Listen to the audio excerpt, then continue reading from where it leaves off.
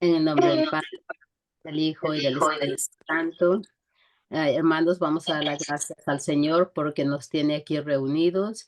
Vamos a invocar al Espíritu Santo para que sea el Espíritu Santo quien toque el alma y el corazón de nuestro hermano Rafael para que él nos pueda dar esta catequesis de acuerdo a las palabras de nuestro Señor. Invoquemos al Espíritu Santo haciendo esta oración. Ven Espíritu Santo, envía tu luz desde el cielo. Padre amoroso del pobre, don en tus dones espléndido. Luz que penetra las almas, fuente del mayor consuelo. Ven dulce huésped del alma, descanso de nuestro esfuerzo.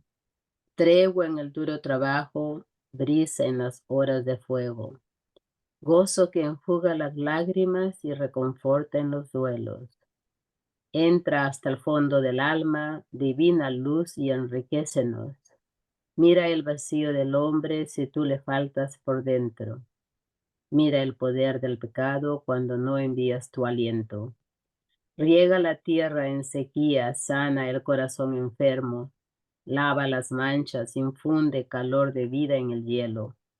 Doma el espíritu indómito, guía al que tuerce el sendero. Reparte tus 7 dones según la fe de tus siervos. Por tu bondad y tu gracia, dale al esfuerzo su mérito. Salva al que busca salvarse y danos tu gozo eterno. Amén. Ofrezcamos también una oración a nuestra Virgen Santísima, que ayer celebramos su nacimiento con el rezo del Ave María. Dios te salve Salve María, María, llena llena eres de de gracia. gracia. El El Señor es Señor es contigo. contigo. Bendita Bendita tú eres eres entre entre todas todas las las mujeres, mujeres y y bendito bendito es el es el fruto de tu de tu vientre, Jesús. Jesús. Santa María, Santa Madre de María, Dios, Madre de Dios, ruega ruega por nosotros pecadores, por nosotros, ahora y en la hora de nuestra muerte. Amén. Amén. Gloria al Padre, al Hijo y Al al Hijo y al Espíritu Espíritu Santo, Santo, como como era era en en el el principio, principio, ahora y siempre, siempre, por por los los siglos de los siglos. Amén. siglos. Amén. Bueno, hoy la lectura del Evangelio, este es el domingo que va a ser el próximo domingo, que es el 23 domingo del tiempo ordinario. Es Mateo, Evangelio de San Mateo, capítulo 18, del 15 al 20. En aquel tiempo, Jesús dijo a sus discípulos: si tu hermano comete un pecado, ve y amonéstalo a solas. Si te escucha, habrás salvado a tu hermano. Si no te hace caso, hazte acompañar de 1 o 2 personas, para que todo lo que se diga conste por boca de 2 o 3 testigos. Pero si ni así te hace caso, díselo a la comunidad. Y si ni a la comunidad le hace caso, apártate de él como de un pagano o de un publicano. Yo les aseguro que todo lo que aten en la tierra quedará atado en el cielo, y todo lo que desaten en la tierra quedará desatado en el cielo. Yo les aseguro también que si 2 de ustedes se ponen de acuerdo para pedir algo, sea lo que fuere, mi Padre Celestial se lo concederá. Pues donde 2 o 3 se reúnen en mi nombre, ahí estoy yo en medio de ellos. Palabra del Señor. Alabamos, Señor. Esta perícopa, o sea, extracto del Evangelio de aquí de San Mateo, porque estamos en el ciclo A, es precisamente cuando está hablando Jesucristo de la comunidad. O sea, cómo debe funcionar la comunidad. Es verdad que la fe es algo personal, pero la fe no puede ser individualista. O sea, un cristiano no puede practicar su cristianismo a solas, sino que tiene que estar insertado en una comunidad. Por eso es lo importante de cómo tiene que mirar a los hermanos que están a continuación de él. ¿Por qué? Porque él tiene que proveer, facilitar, ser facilitadores de la salvación del hermano. O sea, empezando por el nombre de Jesús. Jesús en hebreo, como dice Mateo aquí en el capítulo 1, versículo 23. Mateo 1, versículo 23. Ved que la Virgen concebirá y dará a luz un hijo, y le pondrá por nombre Emmanuel, que traducido significa Dios con nosotros. Así que, por lo tanto, el nombre de Jesús en hebreo es Yeshua, que quiere decir Yahvé salva. O sea que con el mismo nombre de Jesús le va a decir el nombre que quiere decir que trae salvación. Y por lo tanto, tú eres parte de la comunidad de Jesús, por lo tanto, tú tienes que procurar que el hermano que está a tu lado obtenga la salvación. Por lo tanto, si tú ves que tu hermano peca, porque la traducción verdadera es, aquí dice, si tu hermano comete un pecado, ve y amonéstalo a solas. O sea, si tu hermano peca, amonéstalo a solas, pero esa amonestación es privada, es en secreto, porque hay que guardar la intimidad de la persona. Y por lo tanto, es algo personal. Hay que hacerlo con mucha humildad, con mucho amor, porque tú lo que quieres es que ese hermano se reconstituya y entonces pueda entrar en la salvación. Porque lógicamente el hermano que está en pecado, si permanece en pecado, cada vez caerá más fuera de la comunidad, porque el pecado crea muerte, lo cual crea desunión con la comunidad. Y si permanece en el pecado, seguirá apartándose cada vez más interiormente. Por lo tanto, por eso tú lo vas a hacer con mucho amor, con mucha humildad, y lo vas a llamar a solas. No vas a hablarle a él, no vas a hablar de él, sino que vas a hablarle a él. Y entonces, por lo tanto, dice aquí, si te escucha, habrás salvado a un hermano. O sea, tú vas a hacer la función del nombre de Jesús, que es el de la comunidad de los cristianos. Jesús salva. Dios salva. No condena, salva. Si no te hace caso, hazte acompañar de una o dos personas para que todo lo que se diga conste por boca de dos o tres testigos. O sea, entre los judíos, para que hubiera un testimonio, siempre ponían dos o tres personas. Y entonces, esa es la parte que entonces tienen que ser personas que sean muy integradas dentro de la comunidad, personas que no vayan a proclamar a los cuatro vientos lo que el hermano ha pecado, sino que solamente tienen que guardar ser personas que están verdaderamente integradas en la comunidad y que saben la función que van a hacer. Y entonces, por lo tanto, dos o tres testigos. Pero si ni así te hace caso, díselo a la comunidad. Ya ahí la parte de ya pasar al otro extremo de la comunidad, lógicamente el presidente de la comunidad es el sacerdote. O sea, por lo tanto, ya ahí tendría que pasar precisamente a conocimiento del sacerdote y que el sacerdote en ese momento actuara porque tiene el poder de atar y desatar. El poder que le dio a Pedro se transmite a la comunidad. La comunidad también tiene el poder de atar y desatar, o sea, de saber lo que es verdadero, lo que es falso, lo que hay que apartar y lo que hay que acoger.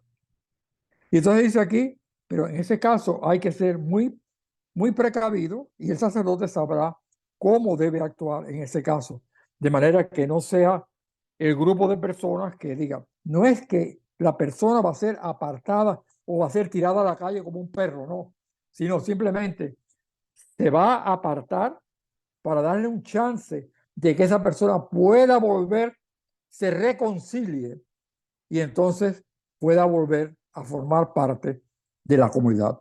¿Quién tiene el poder de la reconciliación? La tienen los presbíteros. Si yo busco aquí la segunda carta a los Corintios,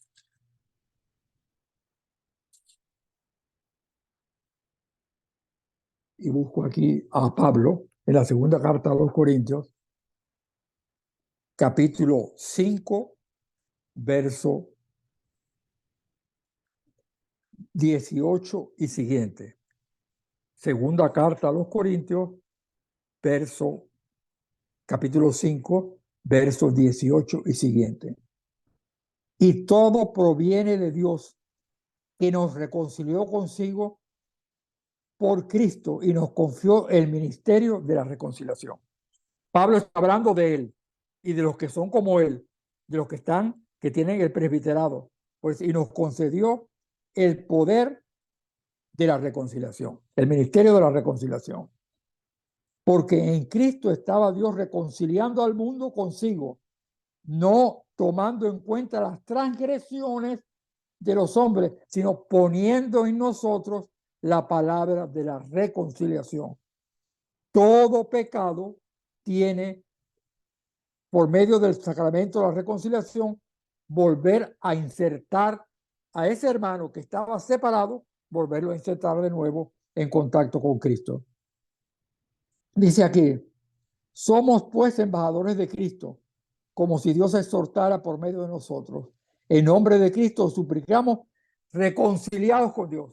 O sea, él lo que está ahí diciendo es, tenemos el poder de la reconciliación, los presbíteros, y por favor, cuando caigas en el pecado, reconcíliate con Dios por medio del sacramento de la reconciliación. Hazlo inmediatamente para que puedas participar de nuevo de la unión con Cristo, que es la gracia santificante. ¿Qué es lo que es la gracia santificante?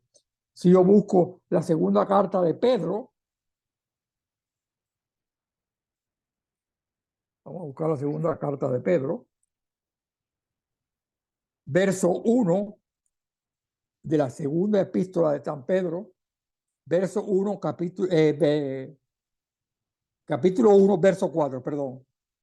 Vuelvo a repetir, segunda de Pedro, capítulo 1, verso 4. Dice aquí, por medio de las cuales nos han sido concedidas las preciosas y sublimes promesas para que por ellas os hicierais partícipes de la naturaleza divina, huyendo de la corrupción que hay en el mundo por la concupiscencia. La concupiscencia es la tendencia a pecar. O sea, pero la participación en la naturaleza divina, esa es la gracia. O sea, cuando hablamos de gracia, es que tú estás participando de la naturaleza de Dios, estás formando parte de la familia, estás en contacto directo con Dios. Y es gracia santificante. ¿Por qué? Porque si tú participas de la gracia de la naturaleza divina, lógicamente también participas de la santidad de Dios, porque Dios es santo. Y entonces, lógicamente, esa santidad se transmite a ti cuando tú formas parte de la naturaleza divina por medio de esa unión que tú tienes cuando te has reconciliado con el Señor.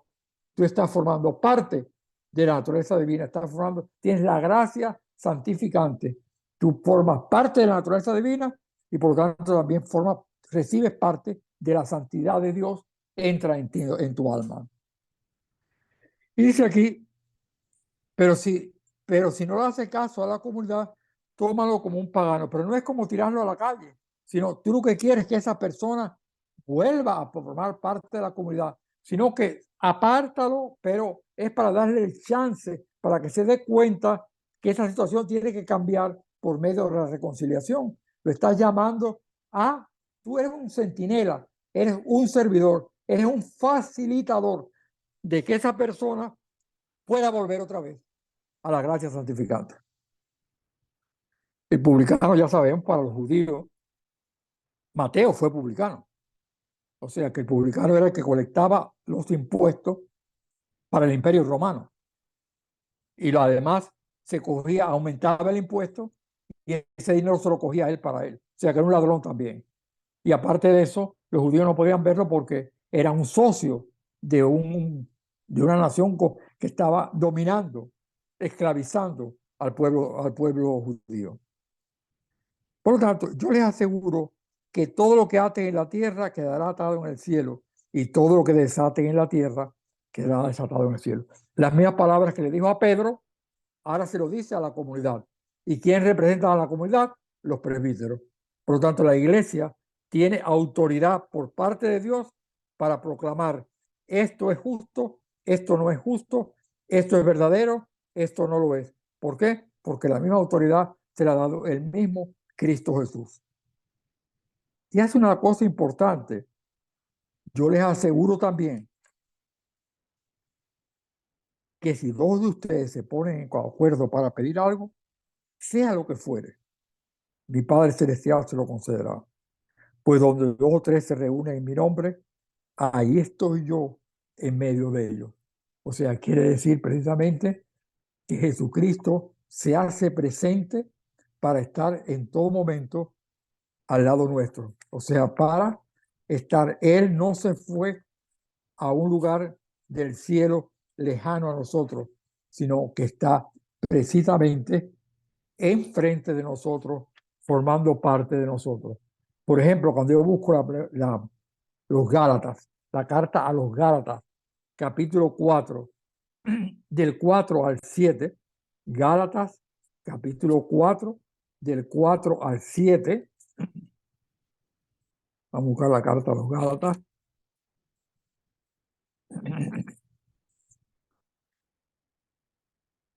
Capítulo 4, del 4 al 7.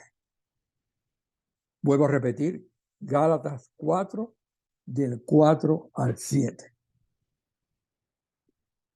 Pero al llegar la plenitud de los tiempos, envió Dios a su Hijo, nacido de mujer, nacido bajo la ley, para rescatar a los que se hallaban bajo la ley y para que recibiéramos la filiación adoptiva. Quiere decir, filiación quiere decir hijos. Somos hijos adoptados por Dios. O sea que nosotros no somos extranjeros, somos hijos adoptados. ¿Por qué adoptados? Nosotros no podemos tener la misma naturaleza que Dios. Por lo tanto, Dios nos creó, pero nosotros entonces somos adoptados como hijos. Y como hijos nos dirigimos al Padre. ¿Con qué palabra? Abba, Padre. La prueba de que somos hijos es que Dios ha enviado a nuestros corazones el espíritu de su Hijo que clama, Abba, Padre. De modo que ya no eres esclavo, sino hijo. Y si hijo, también heredero por voluntad de Dios. Esa es una de las cosas más importantes que tenemos que ver. Nosotros somos hijos de Dios. Y por lo tanto, nosotros queremos que todos los hijos de Dios, que son los que están bautizados precisamente, tengan salvación. Por lo tanto, no podemos quedarnos callados ante un hermano que está separado por medio del pecado, sino que hay que atraerlo, ser facilitador, ser centinela, precisamente ayudarlo a que vuelva, que se reconcilie con Dios para que vuelva a formar parte de la familia de Dios. El Abba Padre, esa parte es, yo, y lo repito, lo he dicho otras veces, pero lo repito de nuevo, esa palabra Abba es papito, papi. O sea, no es solamente padre, sino es una forma más de confianza, más de intimidad con Dios, a la cual podemos clamar Abba. Eso yo lo experimenté estando en Jerusalén y lo vuelvo a repetir, lo he dicho otras veces, pero no lo debo de repetir. Nosotros estábamos en un hotel pequeño, estaba en peregrinación, y en el restaurante lo llevaba un matrimonio y tenía un hijito de como de 10 años, calculo yo que tendría. El muchachito era bien avispado. Claro, no hablaba inglés, nosotros no hablábamos hebreo. Por lo tanto, la única forma de comunicarnos era, si hacía falta algo en la mesa, era por medio de signos, pero era muy avispado y enseguida captaba lo que hacía falta. Estaba muy atento, o sea, estaba vigilando, atento a que las personas pudieran llamar la atención. La última noche, yo saqué un billete de $20 y se lo di. Y entonces él cogió el billete y salió corriendo, a donde estaba su papá. Y entonces lo abrazó. En el abrazo del padre y en el niño que se dirige a su padre con esa dirección, abá, papito, entonces quiere decir el abrazo con que se lo dio. Y como él se estrechó con su padre, es precisamente como Dios nos recibe a nosotros cuando nosotros nos dirigimos a él como padre Padre nuestro, que es precisamente Él. Y lo dijimos con esa actitud de intimidad, de decir, papito, abá. O sea, no decir solamente algo ceremonial, padre, sino papito, abá. Ahí fue donde yo comprendí lo que significaba la palabra abá, definitivamente. Por eso cuando Ezequiel, en la primera lectura, que es 33 del 7 al 9, Ezequiel 33 del 7 al 9, o sea, el libro del profeta Ezequiel, dice aquí, esto dice el Señor, a ti, hijo de hombre, te he constituido centinela para la casa de Israel. Cuando escuches una palabra de mi boca, tú se la comunicarás de mi parte. Si yo pronuncio sentencia de muerte contra un hombre, porque es malvado, y tú no lo amonestas para que se aparte del mal camino, el malvado morirá por su culpa, pero yo te pediré a ti cuenta de su vida. En cambio, si tú lo amonestas para que deje su mal camino y él no lo deja, morirá por su culpa, pero tú habrás salvado tu vida. O sea, esa es la responsabilidad dentro de la comunidad, precisamente de tratar de atraer a la persona. Porque, fíjate una cosa, yo, y lo vuelvo a repetir, también esto lo repito otras veces, este escritor uruguayo que a mí me gusta mucho, Mario Benedetti, él precisamente cuando habla siempre deja como unos recursos mnemotécnicos para uno acordarse fundamentalmente de los temas que ha hablado. Y él decía el círculo, el triángulo y el cuadrado. Y entonces decía el círculo. El círculo es el círculo del vicio, del pecado. Entonces, por lo tanto, si tú estás en un círculo de ese tipo, trata de salir de él porque cada vez irás a peor. Yo se lo digo a los adictos. Si estás en un círculo de bebedores, empezarás a lo mejor por 3 cervezas, pero terminarás con 6 y seguirás adelante. Si estás en un círculo, empiezas a usar droga, empezarás por la marihuana, subirás al cocaína, irás a la heroína, irás al fentanil, cada vez te irás hundiendo más. O sea, si estás en un círculo de ese tipo, sal y trata de entrar en un círculo de sanación. Los círculos de sanación, ¿cuáles son? La Eucaristía es un círculo de sanación. Un grupo de oración es un círculo de sanación. Una comunidad por una advocación, como por ejemplo el Cristo de los Milagros, es un círculo de sanación. O sea, trata de salir del círculo del vicio para entrar en un círculo de sanación y entrar en un crecimiento que te vaya a sanar el alma. Porque hay enfermedades del alma, que esa es el Papa Francisco el que habla de las enfermedades del alma, que una es el orgullo, el odio y la violencia. Esas 3 son enfermedades del alma. El orgullo, porque la persona que se cree, la soberbia, que se cree mejor que nadie, que a él nadie le puede decir nada. Eso cada vez te va separando más y te va hundiendo más en ti mismo. Entonces, el orgullo, la soberbia es muchas veces la base de la mayoría de los pecados. El odio, lógicamente, cuando tú empiezas a creerte superior a los demás, empiezas a considerar a las otras personas como inferiores. Y entonces, lógicamente, vas a estar como odiando, rechazando a la otra persona. Y como el rechazo se aumenta en ti, va a crear la violencia. Y vas a hacer violencia de boca, violencia de acción física, etcétera, etcétera. Que se puede decir, cuando la persona va a expresar una idea distinta a la tuya, por el orgullo y la soberbia que tú tienes, que te crees que es mejor que ella, vas a llegar a una violencia. De ahí está la violencia doméstica, que es tan conveniente dentro de los matrimonios, el marido que le abusa físicamente o emocionalmente de la persona con la que está. O sea, lógicamente, esas son formas, pero la iglesia te da los círculos de sanación. Introdúcete en un círculo de sanación. forma parte de la comunidad. Acuérdate que la fe es personal, pero no es individualista. Quiere decir que la fe te lleva a insertarte en la comunidad. Y al estar insertado en la comunidad, tú estás en un círculo de sanación. Entonces, todas esas cosas que te están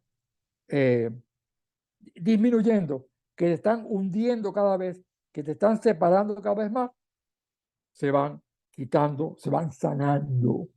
Y eso es lo más importante. Por eso es que el Salmo te va a decir, Señor, que no seamos sordos a tu voz, que escuchemos lo que tú nos estás diciendo.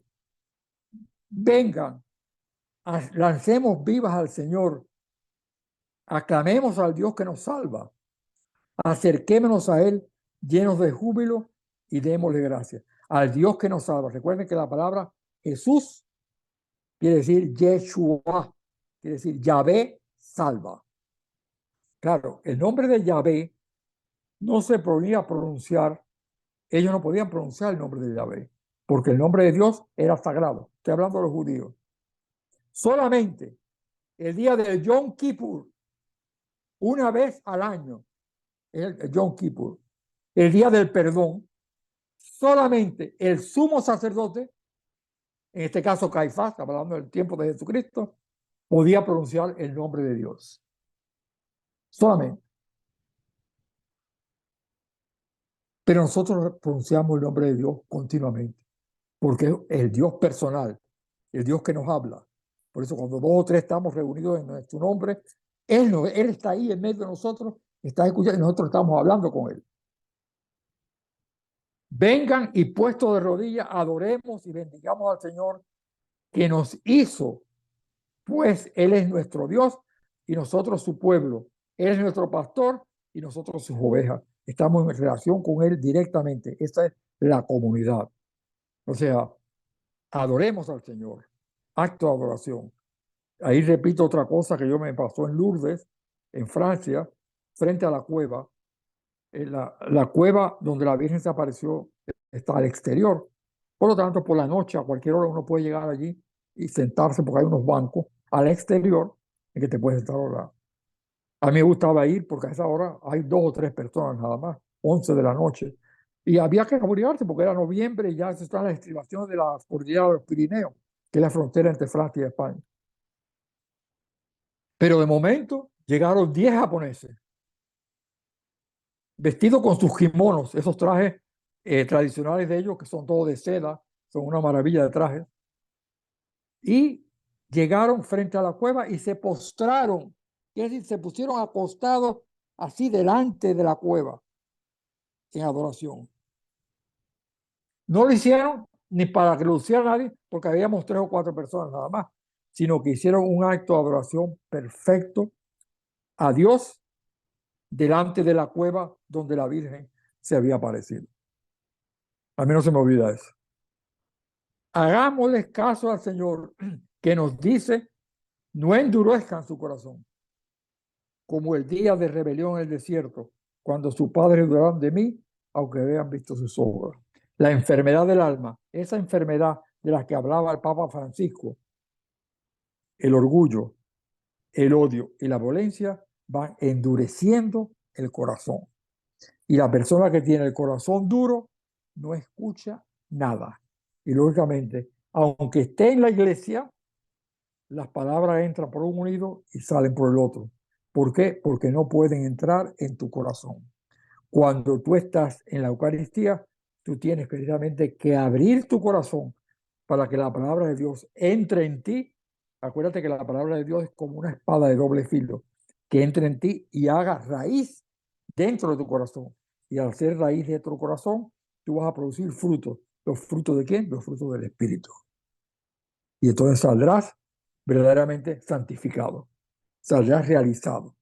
No es algo con un cumplimiento, sino que es alguna necesidad de ponerte en contacto con el Dios vivo. Recuerda bien, cuando las tentaciones en el desierto de Jesús, la primera que le hace el diablo a Jesús es, haz que estas piedras se conviertan en pan. Y entonces Jesucristo le dice, no solo de pan vive el hombre, sino de toda palabra que sale de la boca de Dios. Por lo tanto, la palabra que sale de la boca de Dios, esas lecturas que se hacen en la misa que se proclama, eso es pan, es alimento, es comida que tú, si la aceptas verdaderamente, es como que entra en tu interior, hacen nido, crean raíces y entonces lógicamente producen frutos. ¿Los frutos qué? Los frutos del Espíritu se realizan en ti. Esa es concretamente cómo tiene que funcionar la comunidad. Por eso en esta parte, esta misa es continuamente una forma de indicarnos cómo debe funcionar la comunidad. Yo creo que ya hemos visto los fundamentos de esta escritura y yo quiero, si alguna aclaración quieren hacer ustedes, algún comentario, pues me gustaría, porque la persona que pregunta es una persona inquieta y la inquietud es el que está buscando algo.